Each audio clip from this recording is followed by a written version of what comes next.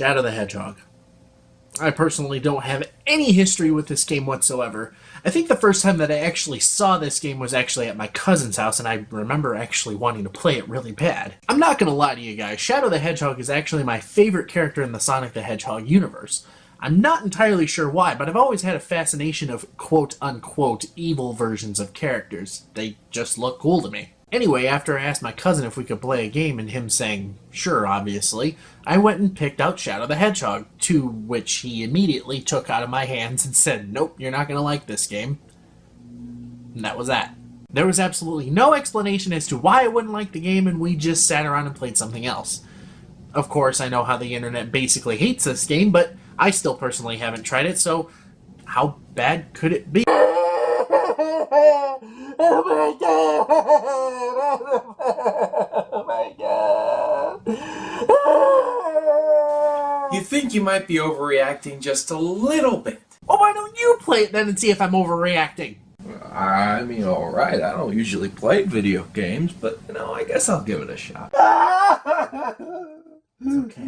It's okay. I can't hurt you anymore. It made me do things. Horrible things.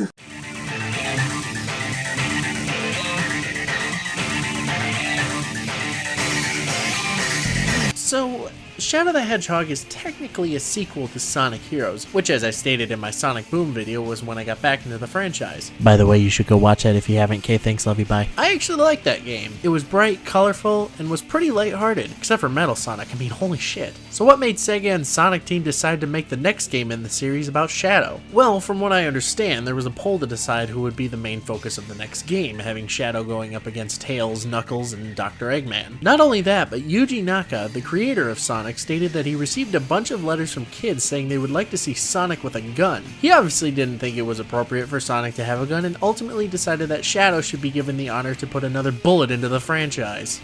It's as Some Call Me Johnny says, they're all test subjects, and Shadow's no different. So given my reaction earlier, you would think this game is nothing more than edge-filled trash. Well, you would be right, and it all starts with the story. Shadow the Hedgehog begins with, well, Shadow the Hedgehog staring out at the city of Westopolis and struggling to remember his past and who this Maria is. You see, at the end of Sonic Adventure 2, Shadow fell to Earth after a long battle with the Bio-Lizard and was presumed dead. However, this ended up not being the case as Rouge found Shadow alive in a stasis pod, but I guess he must have landed on his head because throughout Sonic Heroes as well as this game, Shadow is suffering from amnesia and, as I previously stated, doesn't remember anything. Unfortunately, Shadow doesn't have time to ask anyone questions because, wouldn't you know it, the forecast called for a heavy downpour of aliens.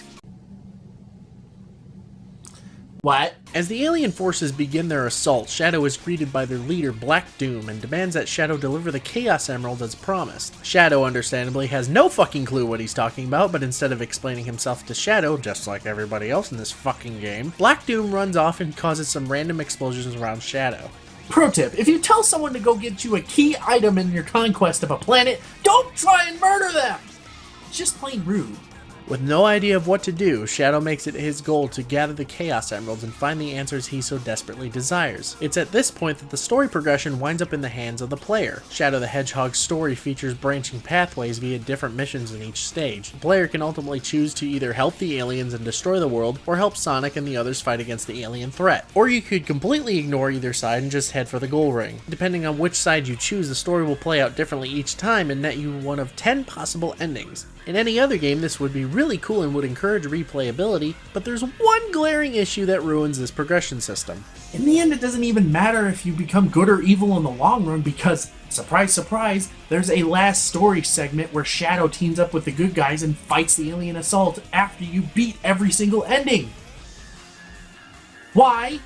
I'm serious, why make it seem like our choices matter when you're just going to include an ending that's ultimately canon in the Sonic the Hedgehog universe? What's worse is that even if you stick to one ending, it could wind up being an incoherent mess. I played through the neutral pathway first, and in this playthrough not only did I tell Black Doom to shove off, but in a later cutscene, Shadow and Black Doom are hanging out like nothing even happened. I was also introduced to this gun commander who I guess was friends with Maria, but after the initial cutscene I never saw him again. Instead, Shadow was worried about being an android and not the real Shadow. There is absolutely no point to care about this game's plot whatsoever. I mean, who cares if Shadow becomes evil? Who cares if he's a robot? Who cares if Eggman dies? The game obviously doesn't, so why give us the option at all?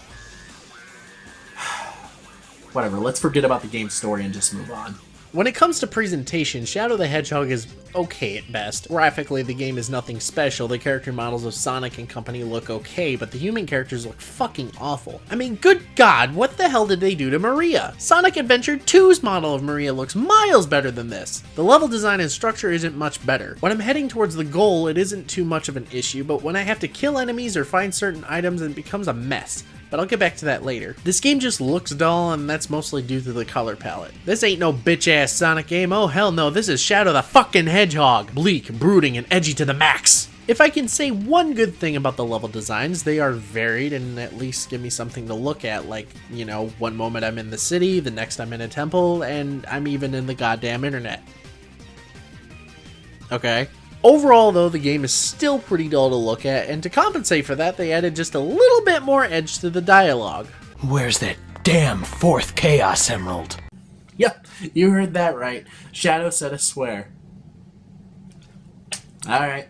Yeah, this is something that was honestly unnecessary. There was no need to have Shadow and the other characters swear at all. Speaking of the voice acting, it's not very good, but Shadow is just laughable here. His delivery is just so bad. I mean, it's especially hilarious when he embraces being an android and he says something like this. I am Shadow Android, the ultimate battle life form created by Eggman. You may have created me, Doctor, but I will now lead this empire and androids will rule! This is who I am! I will say that not everyone's acting is bad, but I have the same issue with them as I did in Sonic Boom. They like to talk. A lot. Not as bad as in Sonic Boom, but they do get on my nerves from time to time. I'm looking at you, Charmy! The music in Shadow the Hedgehog is very uninteresting, with the exception of the intro theme I Am All of Me and the final ending credits theme Never Turn Back, both by Crush 40. Then there's the neutral end credits theme, which... well, just listen to my reaction. Jesus fucking... Rip it up. What the fuck? This isn't even that funny. It's just, wow. Wow, this game, man. I really have no more to say about the presentation. It's okay in some areas, but laughable in others. I should mention that the game actually does run fine, but when there's actually a lot going on screen, the frame rate does kind of dip, but it only happened to me a few times. With that out of the way, should we talk about the gameplay? Yes, we should. Okay, so in terms of gameplay, Shadow plays just like he did in Sonic Adventure 2 and Heroes, with only a couple of differences. The spin dash makes its return, and it's honestly pitiful. I found myself rarely ever using this unless it was by complete accident. I found I did this most often when I tried to slide under doors or use the lightspeed dash. Shadow can use this trick to travel along these rings like a rocket, and it's very useful if you're low on rings, especially since he's most likely sliding around like he's got butter on his shoes. Seriously, controlling Shadow is a pain in the ass mostly because of this. It's great that Shadow is able to stop at ledges, because if he couldn't, oh, I'd be one pissy dude. Shadow is also rocking the homing attack, which he can use to chain attack enemies as well as get across obstacles as long as there's a line of bad guys in the way. He can also punch and kick things! Don't try it, it's not worth it.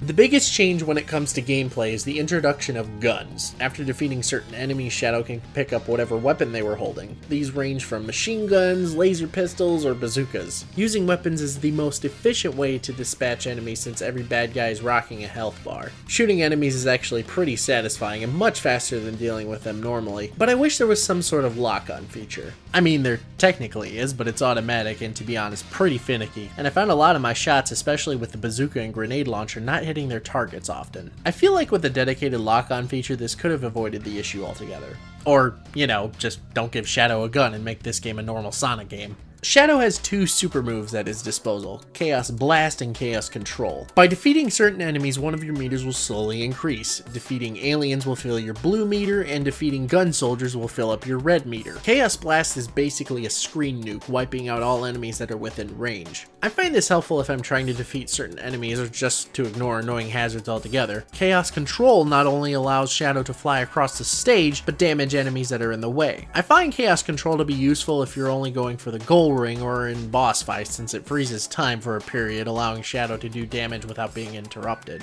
But what I find most useful is not using these abilities at all, since Shadow becomes invincible when either meter is filled, and he somehow gains infinite ammo, which makes mincemeat of bosses and enemies. If I'm being honest, during combat, Shadow is actually a very capable Hedgehog, but when it comes to controls, wow.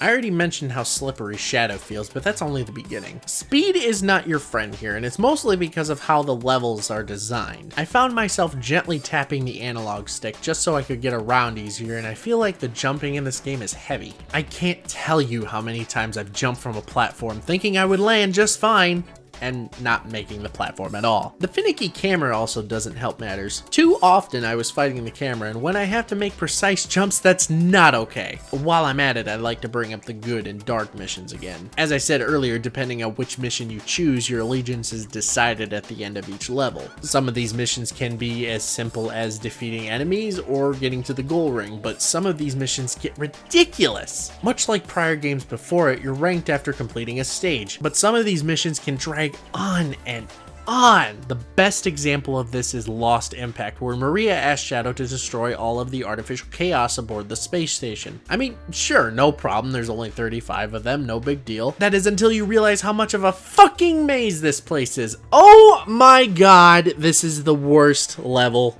ever. I can't tell you how many times I got lost trying to navigate this place. I mean, seriously, look at how long my first run was. Over 30 minutes? Are you kidding me? That's absolutely insane! But you know what stings the most? I could have skipped this stage entirely. It was around this point that I just gave up. I was planning on doing a neutral, evil, and hero run before I started writing this script, but Lost Impact broke me. I got so bored and frustrated that I just went to the goal ring and then shut the game off. There was no point in me continuing. Shadow the Hedgehog is just a chore to play through, and it took a lot out of me. Seriously, this was me when I started playing, and this was me after Lost Impact. Shadow the Hedgehog is just not worth completing. The gameplay by itself is okay, the graphics are meh, and the story is just all over the goddamn place. If you ask me, I think this game would have been okay if they had gotten rid of the hero renegade shtick, made a more coherent story, and maybe added a radar for that godforsaken level! The absolute only reason that I would recommend picking this game up is if you're an avid Sonic fan and are looking to complete the collection. Otherwise, stay the hell away from it! With that being said, I'm Ace the Gamer Dude, and thank you all so much for watching, and don't forget to live strong, game on, and stay awesome. Take care, guys.